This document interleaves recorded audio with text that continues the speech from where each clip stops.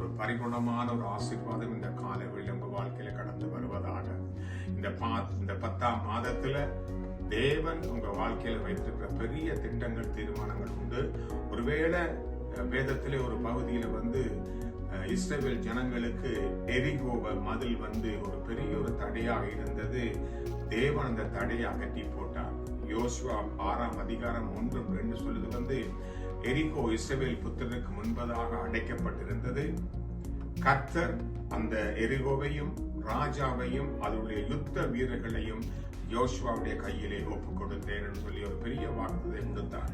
அப்படி கொடுக்கும் போது நான் அவருடைய வாழ்க்கையில் அந்த காரியங்களை நாங்கள் பார்க்கிறோம். எப்படி அந்த எரிகோ மதிலை அவர்கள் ஜெயம் பெற்றார்கள். நம்முடைய வாழ்க்கையில கூட முன்னேறி செல்ல முடியாத தடைகள் இருக்கும் போதெல்லாம் இந்த நாட்களில் தடைப்பட்ட காரியங்கள், அடைப்பட்டிருக்கிற காரியங்கள் இயேசுவின் நாமத்தினால திறக்கப்படுவதாக இப்படியாக ஜெபிக்கும் போது நாங்கள் ஜெயம் பெற முடியும். ஒன்று எபிரேயர் 11:30 சொல்லுது விசுவாசத்தினாலே அந்த எரிகோ மதில்கள் விழுந்து போன. இப்ப நமக்கு விசுவாசம் முக்கியமா இருக்கிறது. யோசுவா 6ஆம் அதிகாரம் 7 சொல்லுது கீழ்ப்படிவினாலே அந்த எரிகோ மதில் கீழே விழுந்து போச்சுது. யோசுவா 6:10 சொல்லுது நம்முடைய ஆட்பரிப்பினாலே அந்த எரிகோ மதில் விழுந்து போனதை நாங்கள் பார்க்கலாம். உடன்படிக்கை பற்றி சுமக்கப்படுவதனாலே யோசுவா 6:12 படி அது விழுந்து போனது.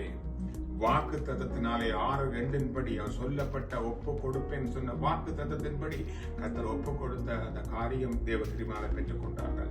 இப்படியாக நமக்கு நம்முடைய வாழ்க்கையில தேவனுடைய இந்த பிரதான ஒரு தடைகளை அகற்ற வேண்டுமாயிருந்தால் யோசுவாக்கு தேவன் சொன்னது போல, யோசுவா ஜனங்களை நடத்தினது போல அந்த ஒரு விசுவாசமான காரியத்தோடு சொல்லப்பட்ட காரியங்கள் நாங்கள் தேவ சமூகத்தில் ஒப்புக் கொடுக்கும் போது ஆண்டவரே இந்த காலவெளியில் இந்த பிள்ளைகளுக்கு முன்பாக இருக்கிற எரிகோ மதில்கள் விழுந்து போகத்தக்கதாக என்னென்ன தடைகள் இருக்கிறதோ, முன்னேறி செல்ல முடியாதபடி தடைகள் இருக்கிறதோ, இந்த 10வது ஆண்டவரே மாதத்துல கர்த்தர் தடைகளை அகற்றி ஆண்டவரே நீர் அந்த எரிகோ மதில்கள் போல இருக்கிற தடைகளை விழ செய்து முன்னேறி இவர்கள் ஆண்டவர் தங்களுக்கு ஆசீர்வாதத்தை பெற்றுக்கொள்ள உதவி செய்வீராக.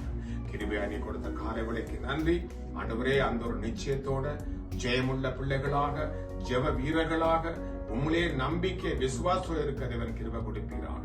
கேட்டிருக்கிற ஆசீர்வதியும் கிருபை சூழ்ந்து கொள்ளட்டும். இயேசுவின் நாமத்தில் ஜெபிக்கிறோம் அருமை பிதாவே. ஆமென்.